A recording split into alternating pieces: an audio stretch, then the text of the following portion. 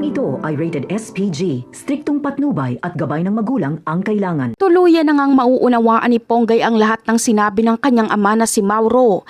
Parang isang malaking tabing ang nahawi sa kanyang mga mata at luminaw ang lahat ng lihim at katiwalian sa kanilang paligid. Napagtanto niya na ang kanilang sistema ng batas ay hindi pala patas at sila bilang mga pulis ay isa lamang mga kasangkapan na pinaglalaruan ng mga makapangyarihan. Ang pamilya Guerrero pala ang humahawak sa leeg ng mga alagad ng batas. At imbis na maglingkod sila ng tapat, napipilitan silang yumuko at sumunod sa bawat utos ng mga taong ito dahil sila ang nasa posisyon at mayaman. Ang pinakamasakit na katotohanan na tumusok sa puso ni Ponggay ay ang dahilan ng pagkakatanggal sa serbisyo ng kanyang ama. Dahil lang pala sa pansariling interes at pagtatakip ni Mauro sa mga kasalanan ng mga Guerrero kaya nawala ang dignidad at hanap buhay nito.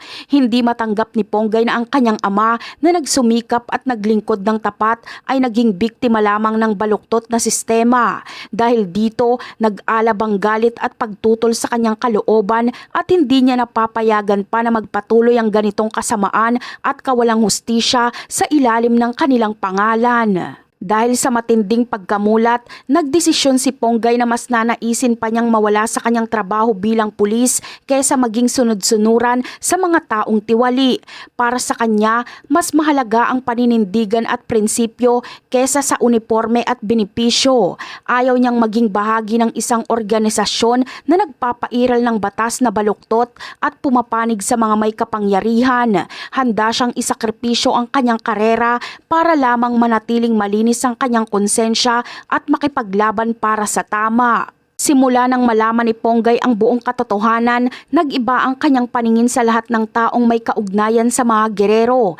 Hindi niya na itinuturing na kasamahan o kaibigan ng sino mang kumakampi o nagtatakip sa mga katiwalian. Sa kanyang isip, sila ay kalaban na dapat harapin. Hindi na mahalaga kung dati niya silang kasama sa serbisyo. Ang tanging mahalaga ay ang kanilang panig sa laban ng tama o mali. Lalong naghigpit ang kanyang loob dahil kumampi at sumusunod si rigor sa utos ng mga Guerrero. Siya man ay naging kaaway na rin ni Ponggay. Hindi niya na pinaniniwalaan ang anumang sinasabi o ginagawa ng mga taong pumapayag na magamit ng mga tiwaling politiko. Para kay Ponggay, ang kanilang samahan ay tapos na at handa siyang lumaban ng mag-isa o kumampi kila Tanggol laban sa lahat ng nagpapatuloy sa baluktot na sistema. At yan ang aabangan natin. Bye!